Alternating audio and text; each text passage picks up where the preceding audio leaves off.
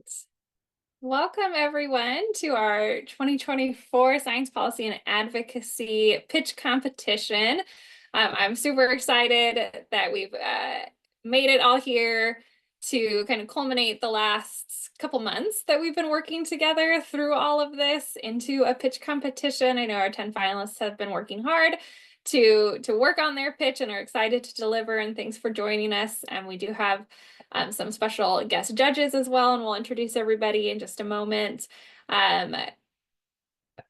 I don't really have much to say. I don't want to get in the way of the competition itself. I think that's why we're all here and will be the fun part. Adriana, is there anything you want to say before we introduce everybody? Just thank you to everyone for your hard work over these past 5 months on the program, and excited to hear pitches today. Absolutely. So our finalists are here, and they're each going to go one by one. They have an order that they're going to be going in, and finalists, you're allowed to do just a very quick introduction. I'll show a slide with your picture and your title and everything, and you can do a very quick introduction, just name, affiliation. You can say maybe if you want to, if it's not clear directly in your pitch, who your pitch will be to. I'll stop sharing screen, and then you will be, when you're ready, you can start your pitch. And then judges will be given a minute or two afterwards to judge your pitch, and then we will move on to the next finalist. And so that's kind of how today will work. We'll have scoring done today, so we'll announce the winners live at the end. So that should be very exciting. Please feel free to message myself or Adriana in the chat if you do have questions or concerns as we're going through. And just a time just to get to be with each other one last time, connect with people in the chat, give some words of encouragement, some emoji encouragement as folks are going through. You all are in this because you have a passion and a desire to explore and expand the world of science policy and advocacy. And so these are your cohort mates, the people that you're going to be interacting with, hopefully over the next couple of decades around this topic. And so just be here to celebrate each other's work and what you do. Adriana, I will go ahead and pass it over to you to introduce our judges. Thank you. I just wanted to say thank you to all the judges who are here today. They've been colleagues over the years, and have seen them also rise up in the field. So it's really nice to see you here and giving back. And we're looking forward to your feedback as well. And congratulations to the finalists. I also want to say thank you to everyone else who's here to support your colleagues in the program.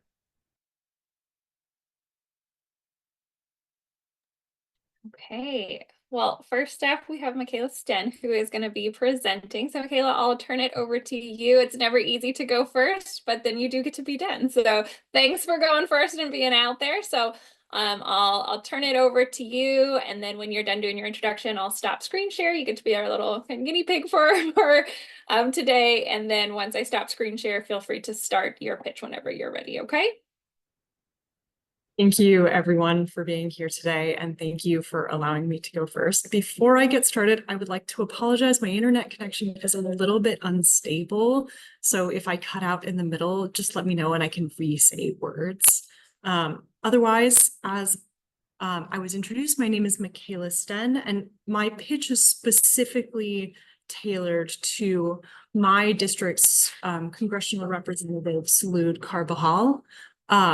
And so there will be language in this that is specific to him. I will also note that because he's an alumni of UCSB, University of California, Santa Barbara, when I use that acronym, that would be very familiar to him. And with that, should I get started? Okay. Whenever you're ready, Michaela. Great. I'm going to minimize myself so I don't stare at myself during this pitch. All right. Good afternoon, everyone. My name is Michaela Sten, and I'm an oceanography PhD candidate at the University of California, Santa Barbara, and a voting constituent of California District 24. Today, I'm going to be discussing the need to expand the definition of carbon removal technologies within the Market Choice Act to specifically include marine-based carbon removal strategies. As you're well aware, we're currently facing climatic changes that threaten the United States, particularly coastal communities such as our district, through increasing severity of storms, droughts, and sea level rise, which amplify already existing socioeconomic tensions and put dangerous strain on our country's infrastructure. What may be less obvious is that to limit global warming, not only must current carbon emissions cease, but we must also remove excess carbon from the atmosphere and store it in the ground and the ocean. The bipartisan work of the Market Choice Act alleviates the threat of climate change by introducing a carbon tax, which is expected to raise about $1.4 trillion over the course of the first 10 years to be invested in infrastructure. While the Market Choice Act specifically allocates about $7 billion of this for research and development of carbon removal technologies, the list of compliant technologies is strictly land-based and does not include marine solutions. This lack of definitional inclusion must be rectified. The ocean is the world's best place to store carbon removed from the atmosphere. As compared to land-based activities, the ocean can store 10 times as much carbon for hundreds of years longer. These marine-based solutions include farming seaweed, such as the work done by our own Santa Barbara-based Ocean Rainforest Project, fertilizing the surface ocean, and changing the ocean's carbon chemistry. The marine carbon removal market is projected to be $1 billion industry, and its implementation will proceed with or without the support of the Market Choice Act, directly impacting coastal communities like our district. Because UCSB is a hotspot for marine carbon removal research, by explicitly including marine strategies in the Market Choice Act's definition of carbon removal technologies, not only does this increase research funding, but it directly benefits our district. The marine carbon removal industry is unusually willing to work with scientists to ensure strategies are safe and effective. This partnership is critical as we are only just starting to answer basic questions of where, how efficient, and what are the risks. Ultimately, it's only through funding marine carbon removal research in the United States can draft legislation and permitting processes that guarantee the safest and most effective strategies. Thank you.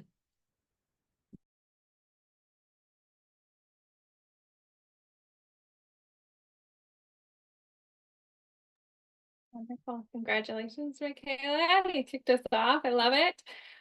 Wonderful job. I will go ahead and reshare the screen, and I'll allow the judges some time to score you. And I know you do have to jump off, so feel free to jump off or said you can. If you can rejoin at some point, please do. Just go ahead and take a moment to score Michaela. Thank you all. Good luck to all the rest of the participants. I do have to head up to another workshop. Thank you everyone for the great presentations that I'm sure you're going to give.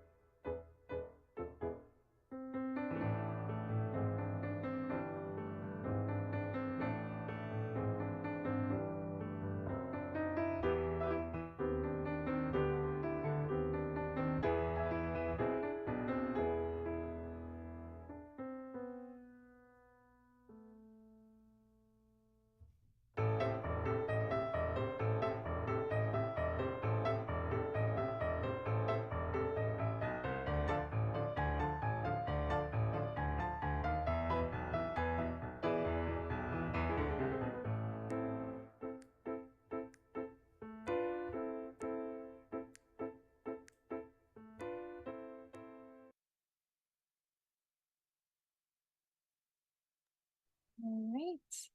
While our judges are finishing wrapping up that, we'll go ahead and welcome our next finalist up.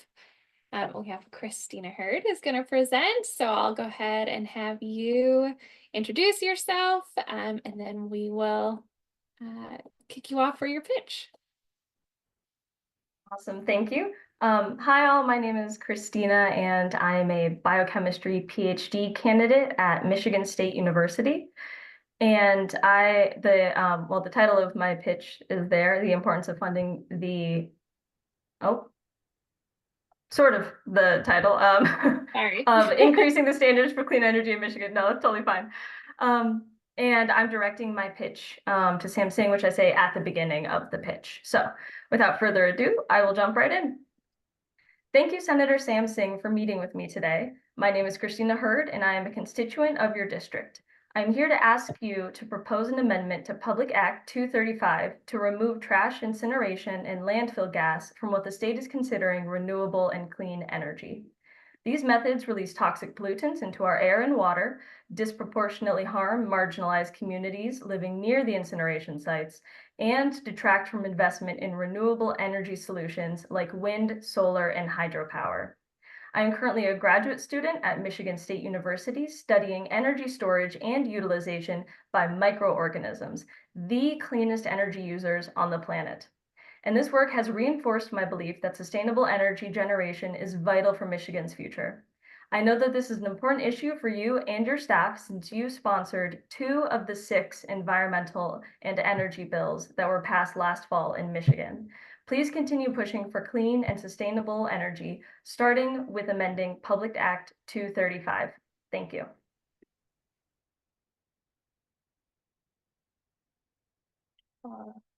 Thank you so much. Get your time listed in there. Okay. Great. I will go ahead and reshare your misspelled slide. I'm sorry about that. And play the music for you all to listen to. Wonderful job, Christina. And we will go ahead and sing a little bit more. Hopefully you're figuring out what songs there. That's my favorite part of this, is to guess what song it is without the music, without the lyrics, I mean.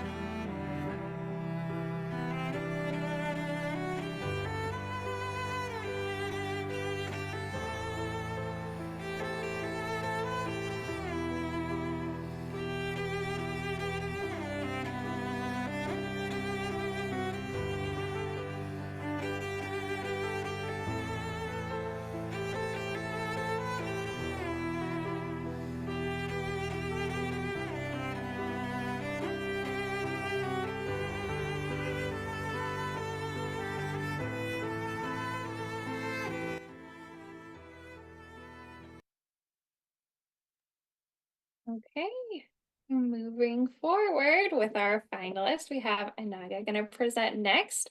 So I welcome you to introduce yourself. Thank you, Lauren. Before starting, can I just check, am I audible? Yes. Okay, great. Thank you. So hi, everyone. Before starting, just a brief context. My pitch is to the National Science Foundation Director. So introducing myself, I'm Anaga Payambali. I am a PhD student at the University of Connecticut, working in the field of greenhouse gases in the ocean and atmosphere. I can start now. We are the first generation to feel the effect of extreme climate change and the last generation who can do something about it. But how much do we know about climate change? What if I told you that the most potent greenhouse gases, including nitrous oxide and methane gases, are not just in the air, but hidden deep in our oceans and other water bodies, which covers 71% of the Earth? These gases can be emitted into the atmosphere, but these are still understudied. Since the climate change studies are very relevant to the national interest and a priority of the National Science Foundation, here I request the NSF Director, Dr. Sethuraman Panchanathan, to give importance to two things. Firstly, to include greenhouse gas research in the ocean and other water bodies among the NSF priorities under the Division of Ocean Sciences. And secondly, give enough funding for this research. The recent funding ratio of the recent funding rate of NSF is around 25%, which means 1 out of 4 projects are getting funded based on NSF budgets, priority areas, and so on. Even if a project gets funded, the allocated amount is sometimes less than that was originally requested. So there is a need to prioritize this research so that all the proposed projects in this field will get funded. Currently, the funding for a project in this field averages around 150K per year, and it varies with projects. However, after discussing with experts who are researching in this field, I understand that starting in the next fiscal year, there is a need to increase the existing funding so that each proposed project can get a dollar amount of at least 250K per year for their entire research duration. This will help to cover all the needs of US scientists and students, including purchasing instruments, going for the fieldworks, and so on. This will also help NSF to establish as a leader in the field of global climate change studies. I will give you the importance of funding these studies by sharing my research as an example. One of our pilot studies in the Long Island Sound estuary on the east coast of the US found an excessive amount of greenhouse gases, including nitrous oxide and methane. We are sure if this research gets 250K per year, we can meet all our research goals in 3 years and contribute to the nation's and global climate change studies. As a student and a future scientist who is working in this field, I may also get impacted by funding issues, but I am confident that NSF will support researchers like me by giving priority and enough funding for the greenhouse gas study in the ocean and other water bodies. Thank you.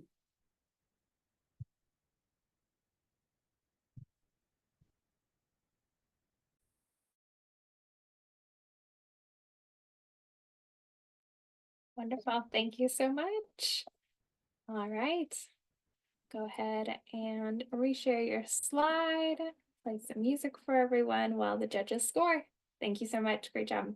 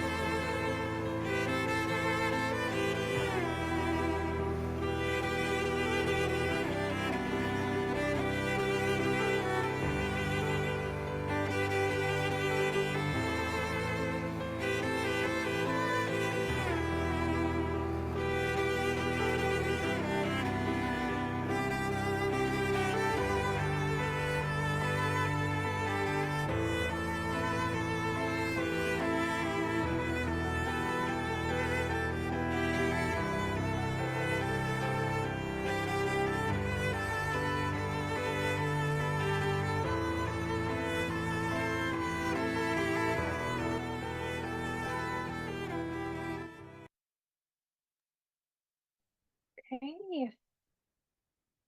Moving along, we will go ahead and have our next presenter is John. John, would you like to introduce yourself to everybody? Sure. Can you presumably hear me? Yep, sounded great. Awesome. Well, hey everyone, I'm John Judd. I'm a PhD candidate at Stanford, and this is my pitch on expanding protections against genetic and biological discrimination.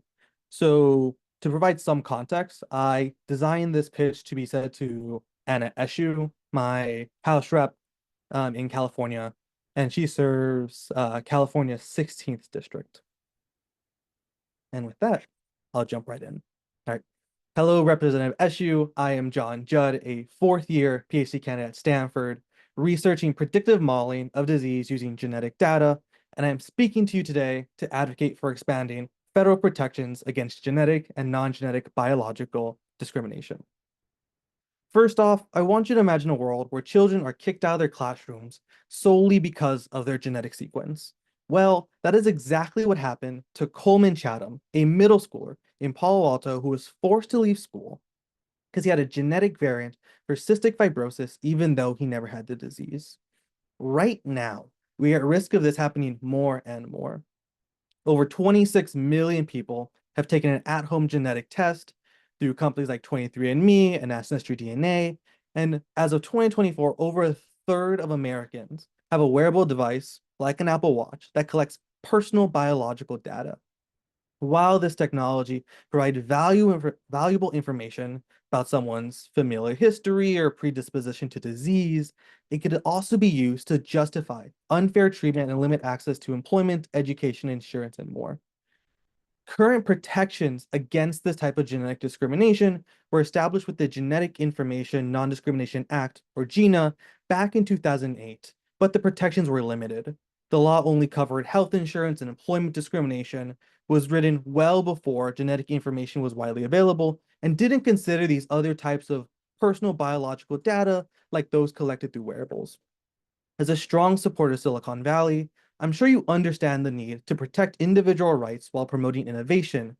And in order to accomplish this, new federal legislation must be written to update the protections offered by GINA. A possible model for this new bill is CalGINA, a California law that expands existing civil rights laws to integrate genetic non-discrimination protections to include protections against housing, medical care, finance, and other forms of discrimination. I am asking that you introduce a new federal bill that includes these protections and expands them to include other classes of personal biological information. I am happy to serve as a resource and work with your staff to write this bill. Thank you for your time.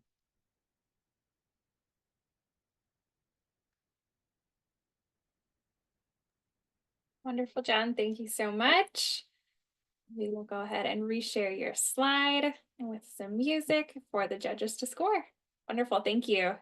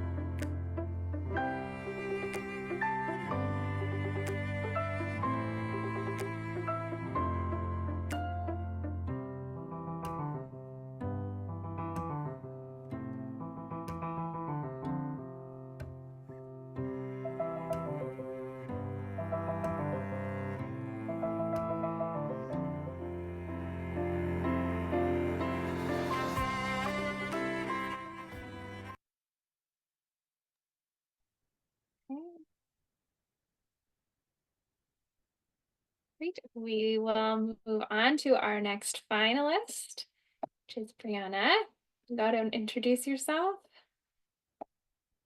Hi everybody. Thank you so much for being here. My name is Brianna, and I'm a PhD candidate in neuroscience at Columbia University. As you'll hopefully be able to tell, my pitch is tailored to Representative Adriano Espaillat, who's the Congress member representing my district in New York. And yeah, I guess with that, I'll go ahead. Hello, Representative Espaillat. My name is Brianna McCrae, a neuroscience PhD candidate at Columbia University. As a neuroscientist who studies the maternal brain, a constituent of your congressional district, and a woman of color who hopes to one day bring children safely into this world, I'd like to take a moment to talk to you about maternal health. The US is currently experiencing a maternal health crisis. Compared to other developed countries, the US has the highest reported maternal mortality rate. As a member of the Black Maternal Health Caucus, I'm sure you're very well aware that this issue disproportionately affects some of our most vulnerable communities, such as Black women, who are about 3 times more likely to die due to pregnancy-related causes. However, we also know that 80% of all pregnancy-related deaths are considered preventable, meaning that there are opportunities for us to intervene. I'm asking you to support the allocation of $3 million to support research that evaluates postnatal support groups as an intervention strategy for this crisis. The White House has stated their intention to address the maternal health crisis by recently outlining many goals, including increasing pregnancy-related health insurance coverage and diversifying our perinatal workforce. However, one aspect of maternal health that is yet to be adequately addressed by the administration is increasing social support during the postpartum period. The maternal mortalities are reported at their highest frequency during the postpartum period, and mental health issues are one of the leading causes of pregnancy-related deaths. A postnatal peer support group is a space where new parents can discuss their peripartum experience, seek mental health resources, fight stigma regarding maternal issues, and intimately include their partners in their postpartum journey, which is a cause that I know you have emphatically supported in the past. Unfortunately, current research on this intervention strategy is limited, so we don't know what makes a postnatal support group actually effective. Therefore, in order to shape effective policies, we first need to collect data evaluating existing postpartum support group programs. With all of this in mind, an initial allocation of $3 million to this research will be pivotal to improving maternal health across the nation. At a time when the federal government is allocating resources to address the maternal health crisis and public interest is at an all-time high, it's crucial that we act now. Thank you so much for your time and consideration and for your continued dedication to supporting our growing American families. Thank you.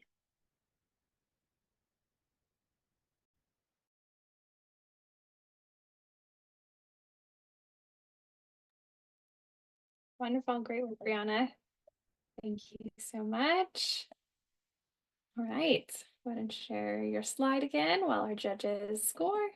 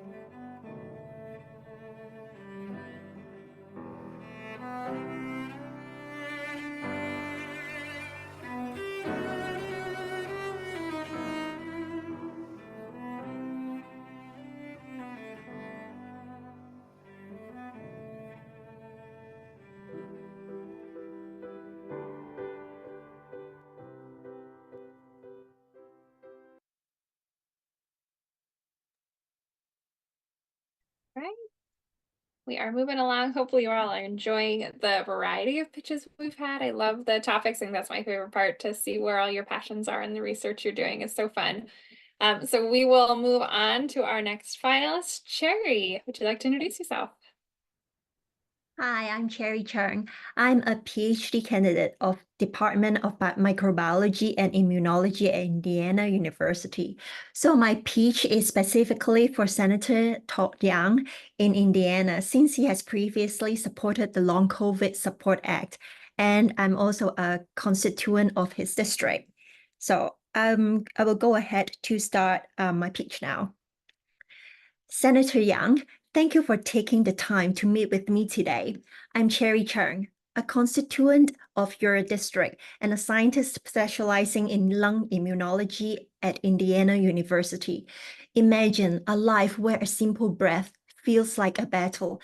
This is the harsh reality for my 40-year-old family member, now awaiting a lung transplant due to severe damage from long COVID. Sadly, he is not alone.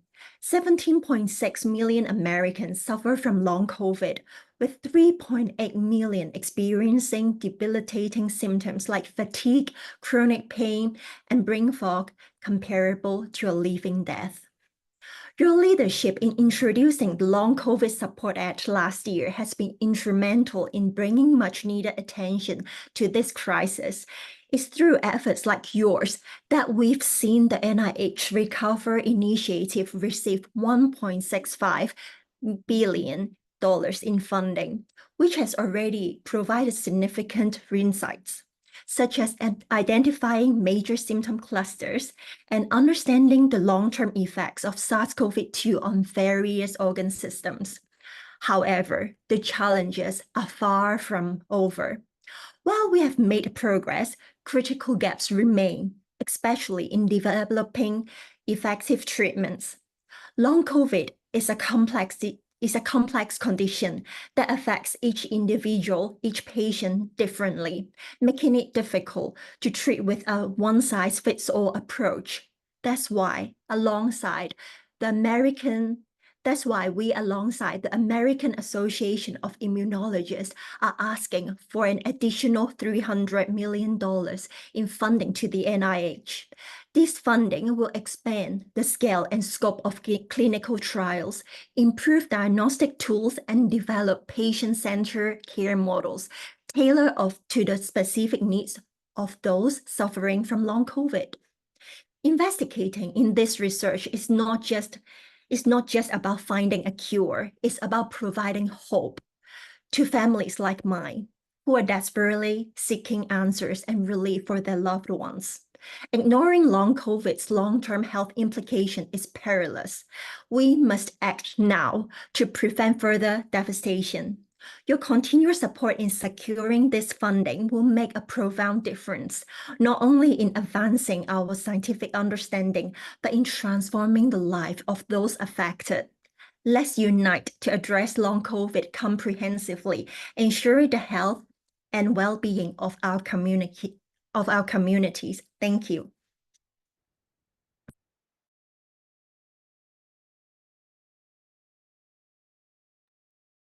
Wonderful, Cherry. Thank you so much. Everyone's doing so great. I love it. Okay, we'll give the judges time to review you.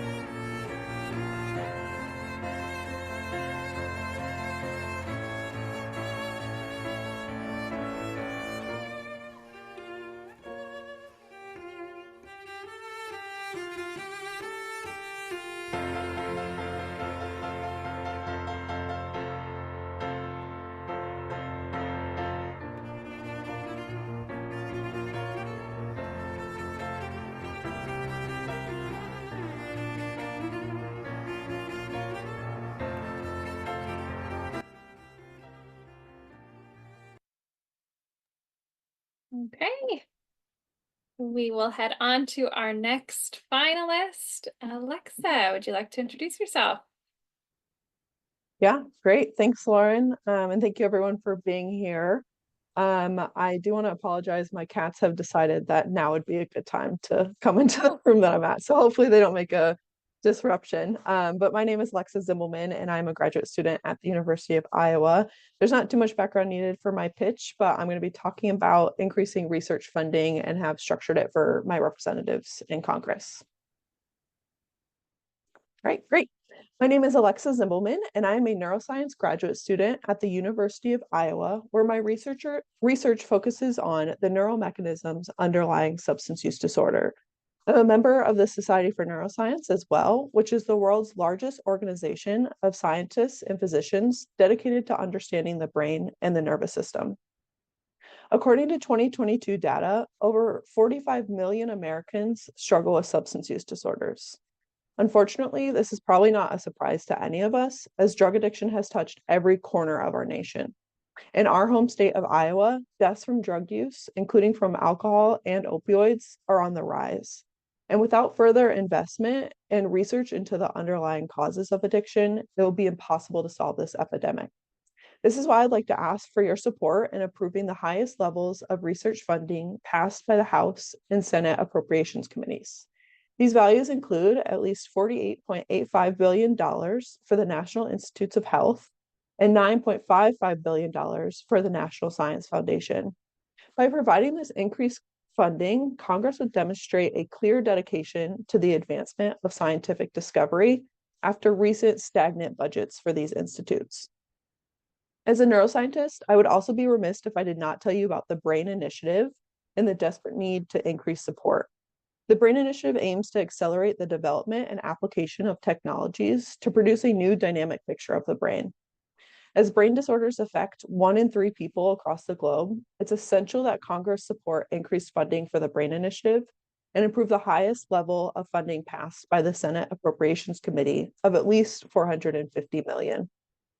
Citizens of the United States cannot afford for Congress to provide decreased or flat funding for these critical research agencies and programs. Stagnant funding dramatically restricts the ability for researchers and neuroscientists like myself to conduct groundbreaking and competitive research. This not only hurts our nation's health, but also our economy and ability to remain competitive on the international stage. By increasing funding for institutes like NIH and NSF and programs like the BRAIN Initiative, researchers like myself will be able to drive innovation, hopefully leading to breakthrough treatments for disorders like addiction, and keep the US on the forefront of state-of-the-art research. I encourage you to work with your colleagues in Congress to ensure that the US can provide the scientific advancements our citizens need and deserve, as the health of our nation depends on it. Thank you for your time.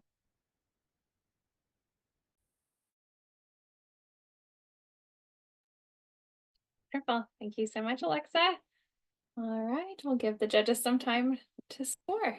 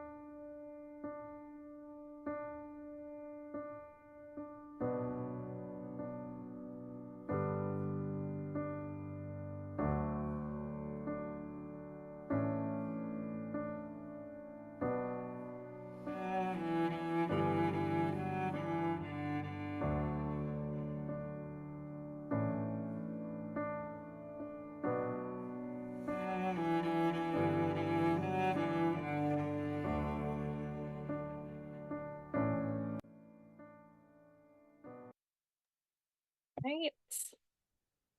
We will head on to our next presenter. I think we're down to our final three. So up next, we have Sydney. Would you like to introduce yourself? Okay, everyone can hear me? Yes. Okay. Hi, I'm Sydney. I'm currently a PhD student at the University of California, Irvine, and my pitch is tailored towards the NIH Director and the NIH Chief Officer for Scientific Workforce Diversity. Okay, I will get started.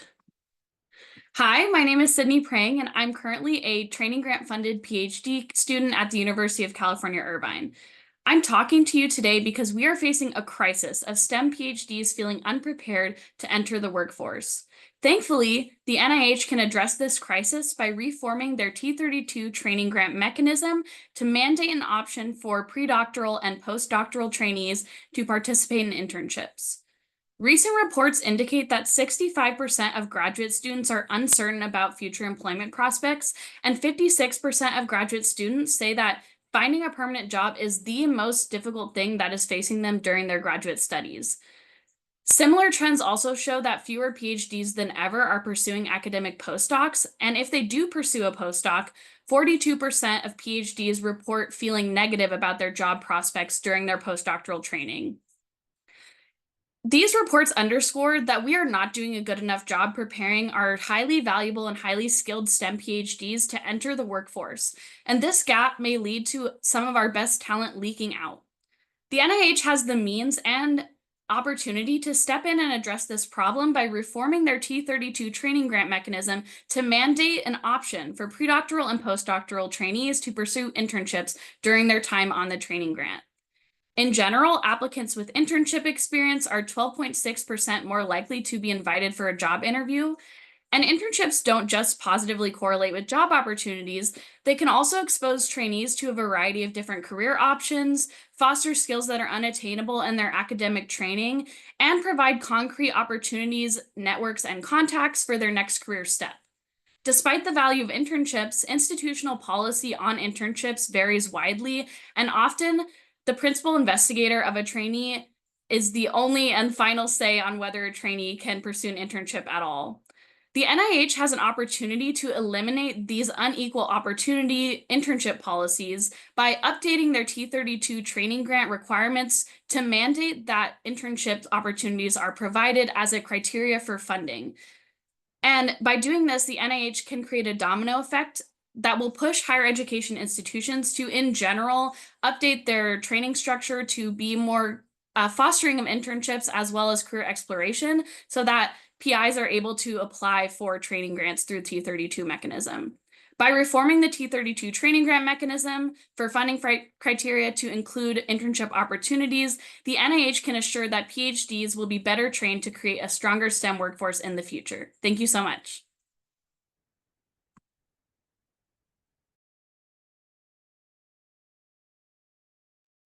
Wonderful. Great work, Sydney. Thank you.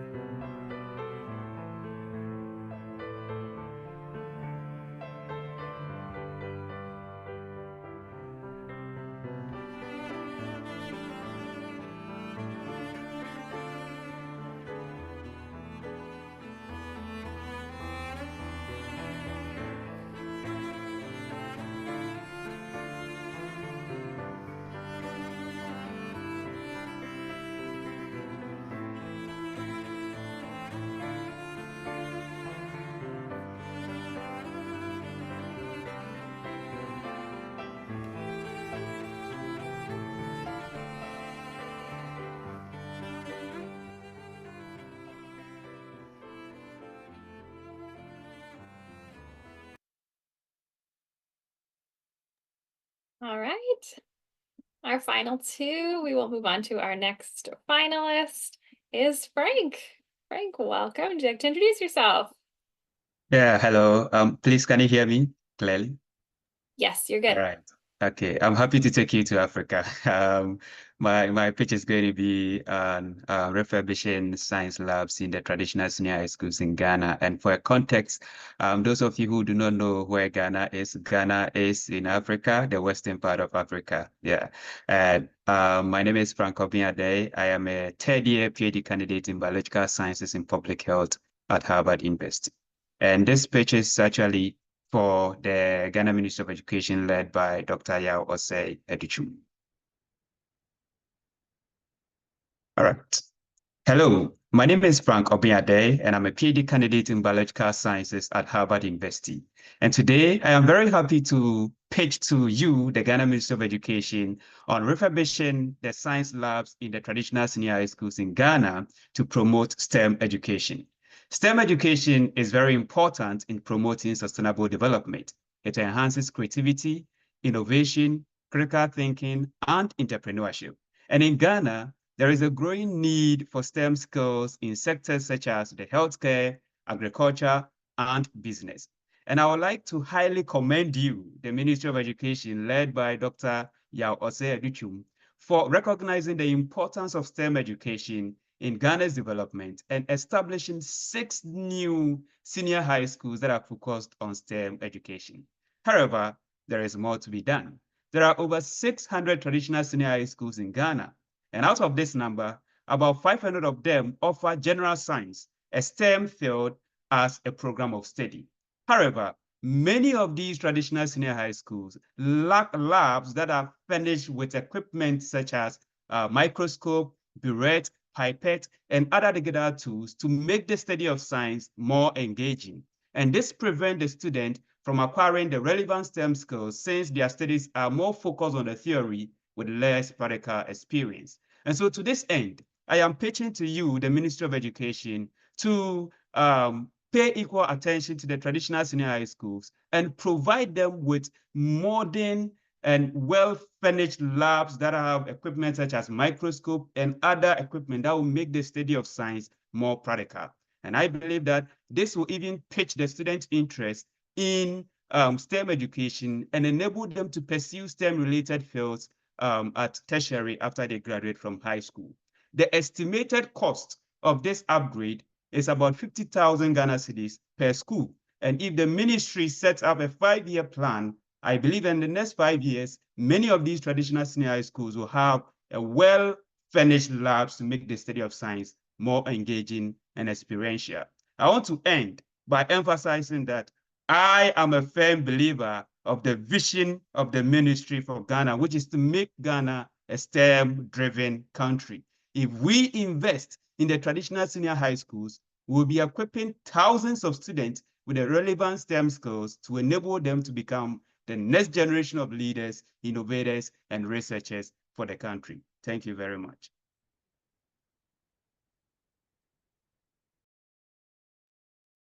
All right, great work, Frank. Thanks for taking us to Ghana with you. We will go ahead and give the judges a moment to review.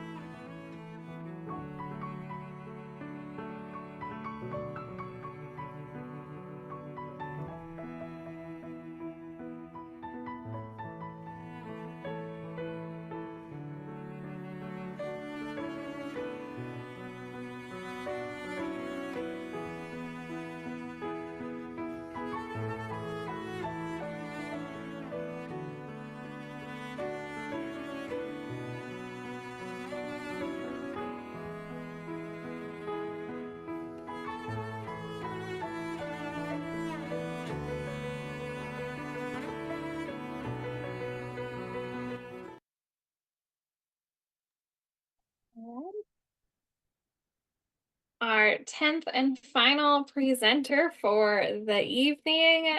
Let's welcome Milagros to introduce yourself. Thank you, Lauren, and thanks to everyone for still staying on. It's only 4 o'clock in California, but I know for the East Coasters, it's pretty late, so thank you for sticking around. I will be talking about increasing funding for Santa Barbara's high school STEM education, and this pitch is for my district senator who has her higher education degree in education and has worked for the Unified School District, so this is something that seems like it's right up her alley. All right. I'm ready to go. Ooh, my face is so large on my screen. Okay, I'll begin. California ranks below the nation's average in its science education. Even in districts considered to be more affluent, such as Santa Barbara, only 23% of high school students meet or exceed the state science standards. Ever since school districts had to persevere through COVID-19 pandemic, STEM education has fallen off the list of priorities.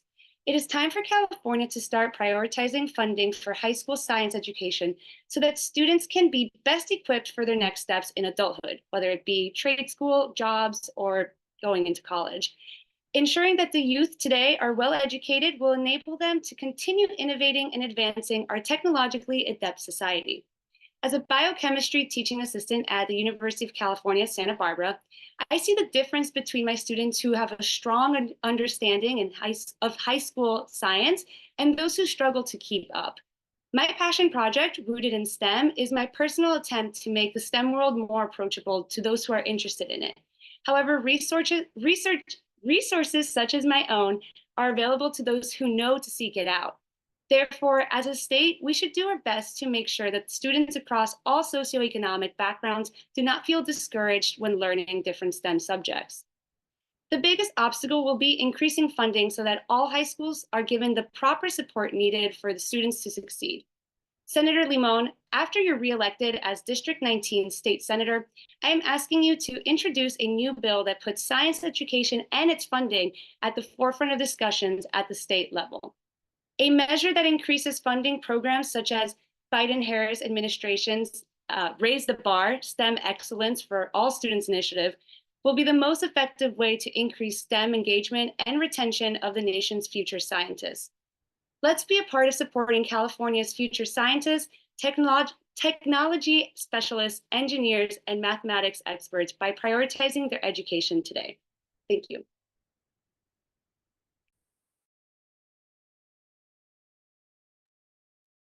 Wonderful. Thank you so much, Milagros.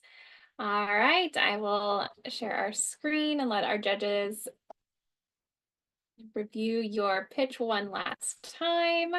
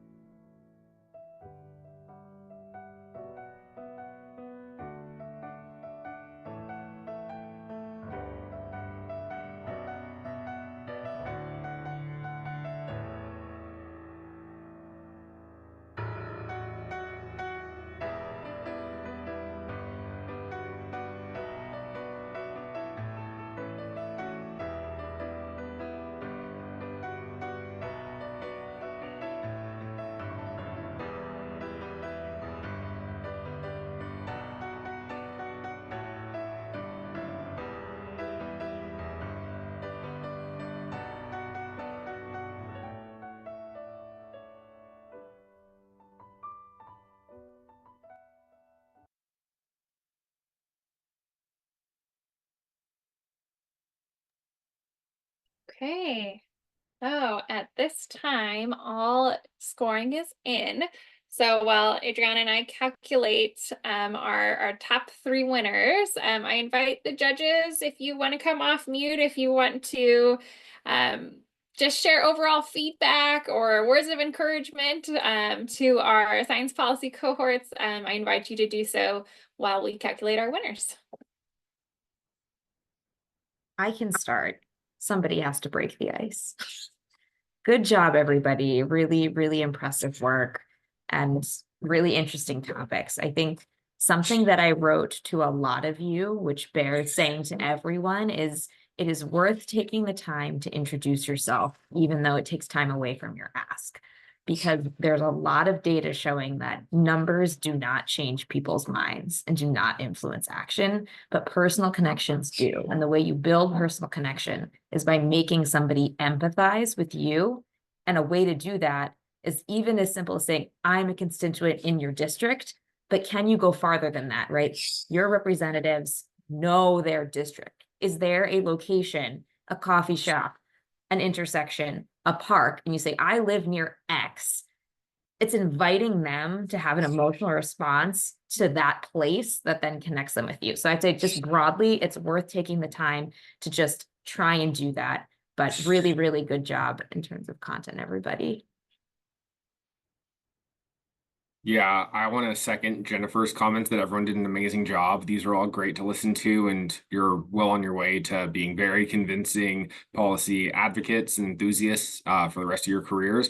I think to build on that connection topic, and I wrote similar comments, and I think Vetri and Karina, who are both here with me, we did the CCST Science Translator Showcase, and I think one of the best tips I got from that was that all politics are local and use local connections. So people, places, things, if you're able to make those connections, and some of you did, it really can help convince an audience who maybe isn't looking at the numbers like Jennifer said, and make them just trust you because you have some of the same shared experiences. That's exactly it. Also, right, you're not going to remember what exact statistic, 63.2%. But you're going to remember that somebody has a family member who was impacted by this. It doesn't matter really what the number was. I'll third all of that. I mean, this was a really fantastic group of pitches, and it was fantastic, and you know, everyone did such a good job. I'm really impressed. I think one thing that I'll add, kind of continuing on what Jennifer and William have said, is that when you're addressing your pitch to policymakers, oftentimes what they are prioritizing is not necessarily what you might be prioritizing.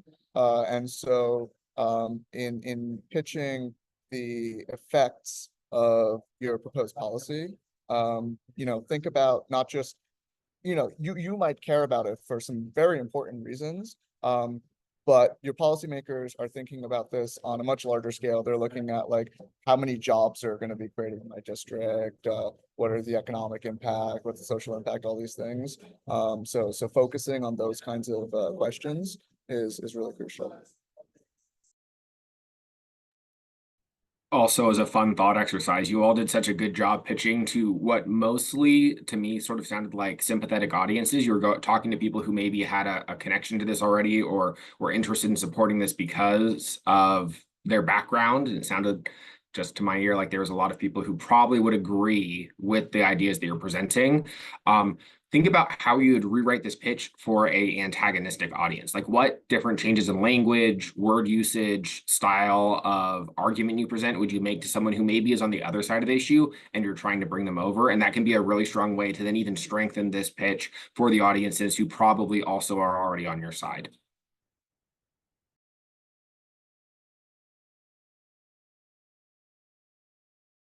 I will jump. Thanks everybody for the amazing pitches. I'm very impressed of the level of preparation that each of you bring to the table and the passion that you were transmitting with your different projects and proposals. I really like some of your specific entries. Probably some of them were extremely powerful. How you make your first and second statement that were increasing the tension and bringing those kind of things. That was a difference that I noticed in some of you. Some of you started presenting yourselves, some of you have like this kind of one or two attention gathering statements that bring to the table that I will say that those were small differences that because it was very, very hard to judge all of you because the level of knowledge and passion and commitment that you bring on those few minutes that you were sharing with all of us. For me, it's a privilege and a pleasure to hear all of you. And no matter what is the result, you all are winners of being here and sharing these topics and also pushing these agendas that are very important for yourself, but also for your communities. That I think is the critical part of engaging with politics from a scientific background or from your graduate student studies. That to care about others and to share that commitment and to voice yourself for the needs of everybody. Congrats.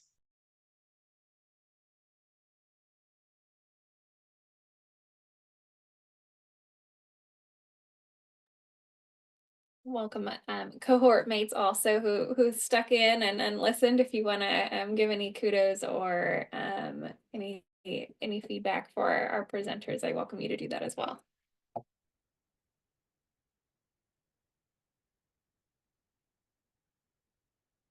Great.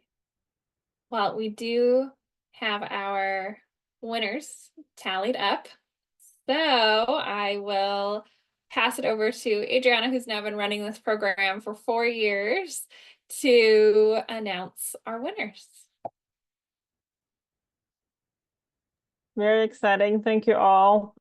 This is always a combination of many months of work and exciting to see what everyone has done. It's been a long way to get here, and you all did great. And I have to say the scores were pretty close, so they always are. But I'm going to start from third place. Goes to Cherry. Congratulations. Thank you. Great job. All right. Second place, we have a tie between Frank and Brianna. Very close scores. Thank you.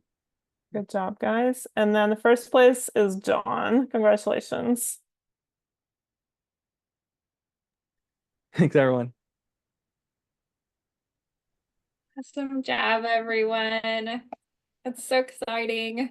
I know it's more fun when we can celebrate you in person and cheer you on and shake your hand. But I see lots of emojis in there for you. And so just lots of congratulations. And these folks attended pitch practices and reached out to us. And you can really tell that they worked hard to investigate the information they needed for their pitches. And so wonderful job, everyone. We'll be in touch for you for your prizes. Other than that, that is the end of our science policy program for 2024. I am going to put our program feedback form in the chat for you all to please fill out to help us improve as we continue over the next couple of years. And I know that some of you have already filled that out, so I appreciate it. But let's give extra kudos again to our top 4. So it's very close. So much so we had our tie for our second place. So wonderful job, you all. I hope that you do take this and you continue to pursue these avenues and to help in the ways that scientists are able to help in policy and advocacy. So thank you so much. Thanks again to our judges for being here and taking the time and offering your expertise. We really appreciate it. Adriana, anything else you want to share? No, thank you all. It's been a long journey, but also want to say thank you to everyone who's been helping with this program over the years, and all the speakers and judges and reviewers. It's been a long process. and really excited to see what you all have done. And thank you for being a part of it. All right. Well, thanks so much, everyone. Enjoy the rest of your evening. We really appreciate you being here. Congratulations again. Bye, everyone. Bye.